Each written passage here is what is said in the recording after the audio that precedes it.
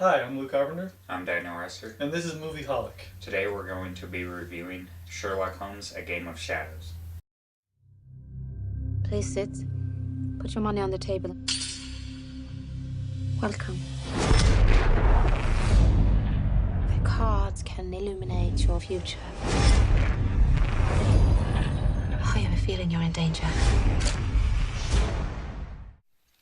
Sherlock Holmes, A Game of Shadows picks up right where the previous installment left off, with Robert Downey Jr. as Sherlock, investigating the bombings supposedly linked to Professor James Moriarty, played by Jared Harris. At this same time, Jude Law's Watson character is finally about to go through with his marriage, and while on his honeymoon, Watson soon gets mixed up with Holmes and Moriarty's conflict. Noomi Rapace of Girl with the Dragon Tattoo fame plays a gypsy that joins Sherlock and Watson in discovering the mystery behind Moriarty's plans.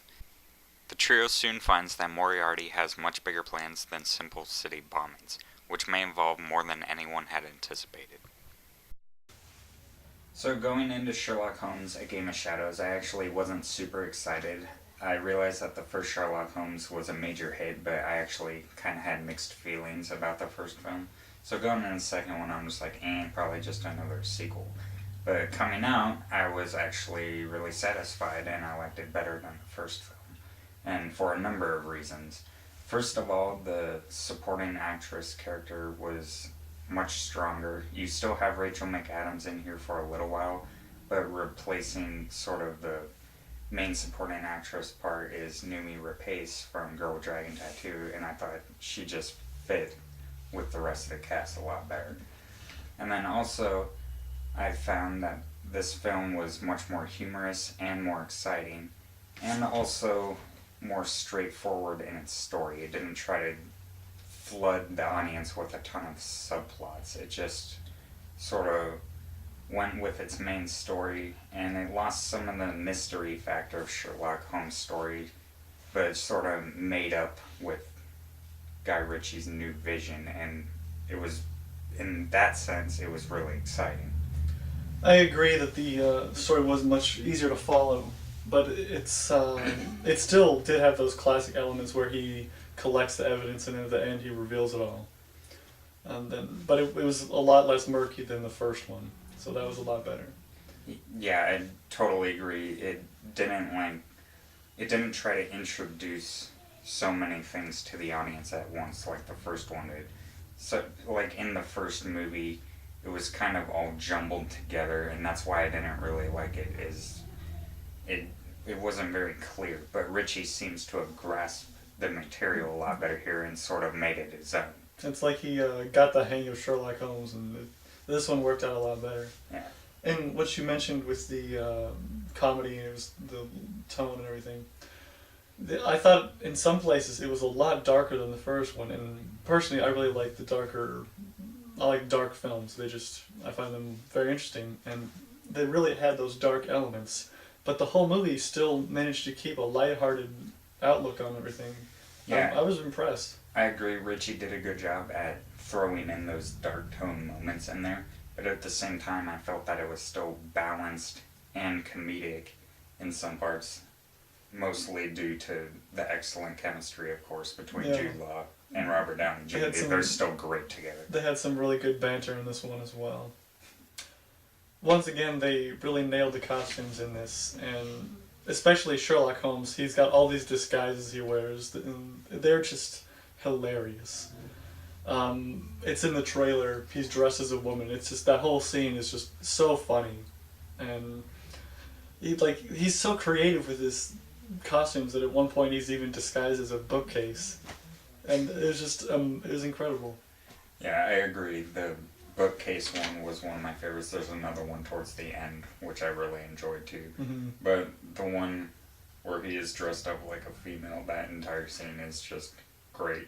And I agree that those costumes were fun too, but at the same time the normal costume design looked great too. Had a great period feel to it. Mm-hmm. Same with the production design, it's all there.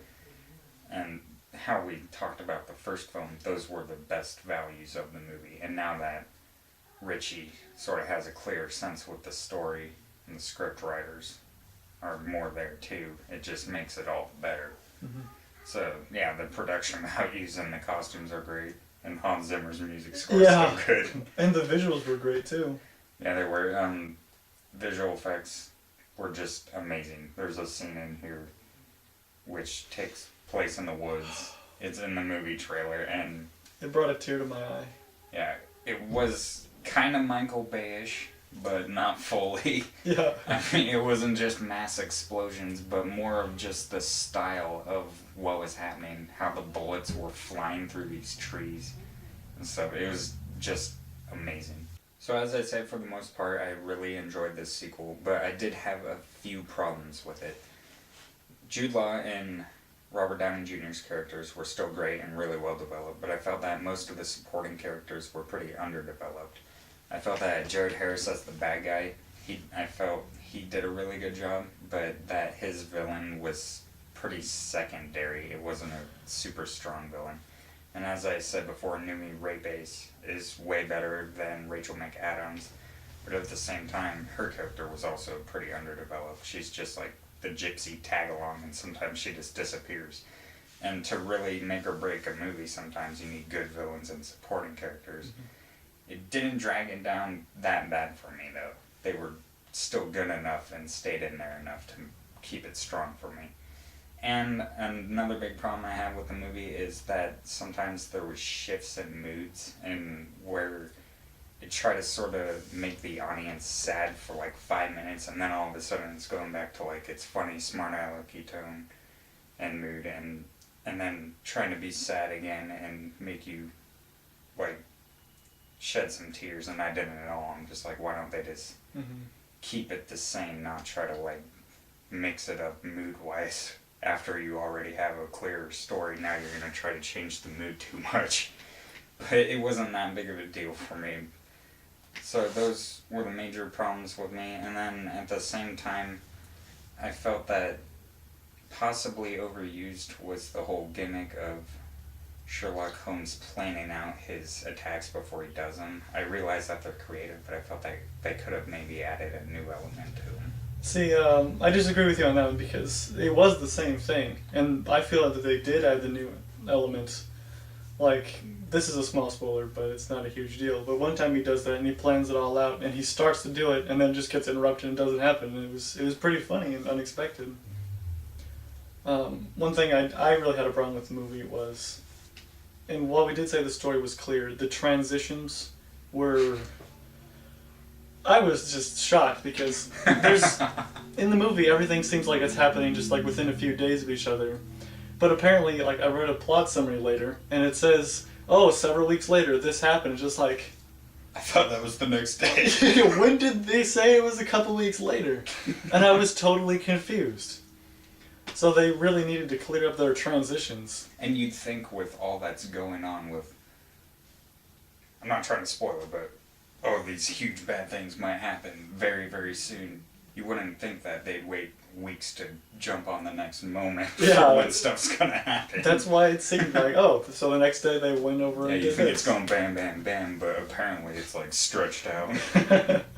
So, for all the reasons we've just discussed, the problems with transitions, the not so great character development on the supporting characters, I'm going to give it 3 stars, which is better than the first one, because I did like it a lot better. And I feel that they're probably going to make a sequel if they just pick out all the bad parts from that they've been getting better. If they pick out all the bad parts, they can make it a really, really good movie that I'm sure everyone is going to love.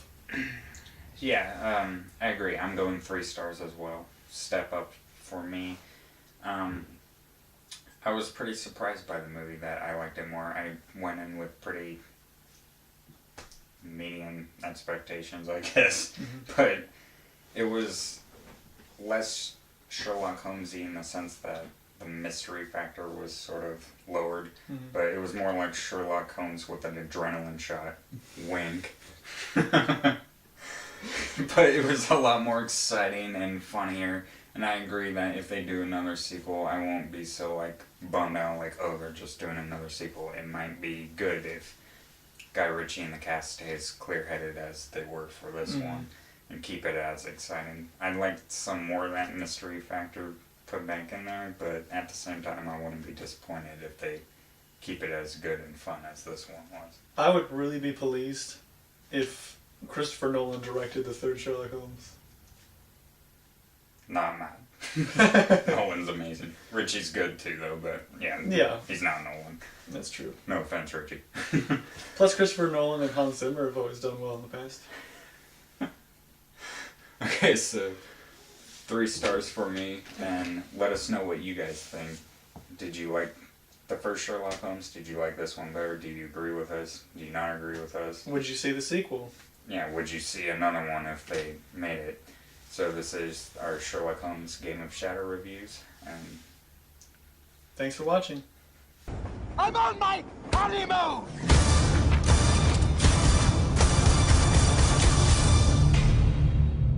Get that out of my face. It's not in your face, it's in my hand. Get what's in your hand out of my face.